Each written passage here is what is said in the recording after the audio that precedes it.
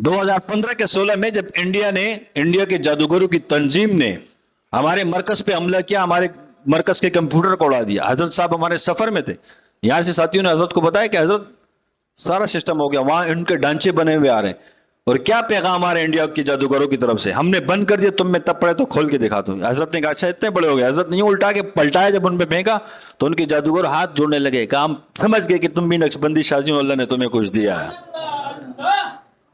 अल्हम्दुलिल्लाह हमारे सिलसिले ने पूरे पाकिस्तान का आसार लगाया, समंदर का आसार लगाया, पूरे पाकिस्तान को सील पे की। यहां भी दुनिया में यहूदियों का जाल नहीं चल सकता,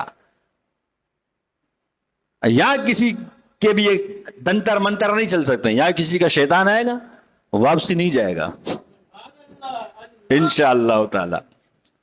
ये क्या करते हैं, ये पहले आप पे हमला करने से पहले इनकी टीम बैठ जाती है, जादू कर रहे होते हैं मगलूब करने के लिए, फिर वार करते हैं। अब सबकी आंखें क्यों खुल रही हैं मेरे मोहतरम साथियों? बहरहाल हम अल्लाह का शुक्र अदा करें, हमारा मकसद किसी पर वो करना नहीं, हम तो अल्लाह की नेमत का इजहार कर रहे हैं। हमारा मुल्क भी अल्लाह की बहुत बड़ी नेमत है, हमारे इदारे अल्लाह की नेमत है, हमारे जितने भी यहाँ लोग जिस जिस शोबे के साथ वाबस्ता है, ये अल्लाह की नेमत है सारी। हम आपस में जितना भी लड़ ले, लेकिन जब मुल्क पर सख्त हालात आते हैं, एक सारे एक होते हैं कि नहीं होते?